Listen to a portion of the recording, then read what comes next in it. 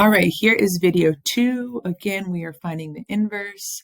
The last video we found the inverse of tables. Now we're finding the inverse of graphs. So you see right here, I gave you this pretty straight line graph, and I'm asking you to graph the inverse. And we're really at the end of the day, we're going to use tables again to help us. So how we do this, if you notice this graph over here to the left, straight line, it has a green, blue, and red points.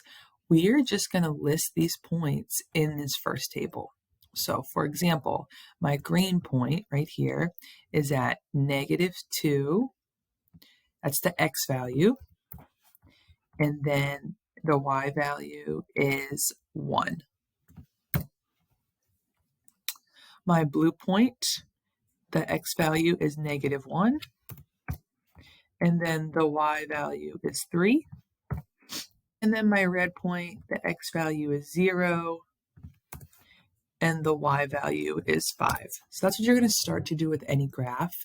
Now I need to graph the inverse. Remember our number one rule, switch x and y. So I'm just going to take these points and again, switch them. Switch my x with my y. So -2, 1 is going to become 1, -2.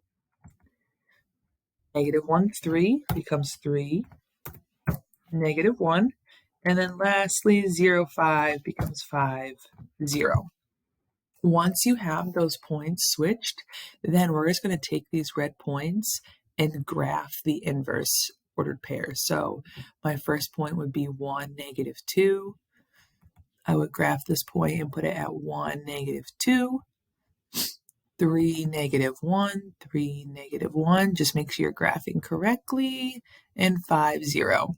So what we just did is I gave you a graph, and now you've graphed the inverse. A couple things you have to ask yourself. You have to make sure the shape stays the same. So like, for example, my original graph was a straight line. My inverse graph is also a straight line. So I could even connect these and show you that it's still a straight line, right? It's still a straight line. So if you get a circle or a parabola or something weird, the shape has changed, that means you graphed it wrong. So just make sure straight line to straight line. Now also our second rule up here, I'm going to put it in orange. It says for graphs, they have to reflect over this line, y equals x. This line, y equals x, is the line that goes, I'm going to put it on my graph here, it's the line that goes right through 0. And I'm going to make it a little bit bigger, change the color. I'll actually use purple.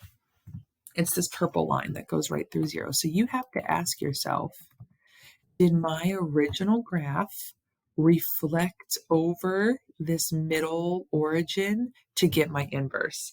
And so if you see, my original graph started above the inverse right here, and then my original graph started above the origin right here.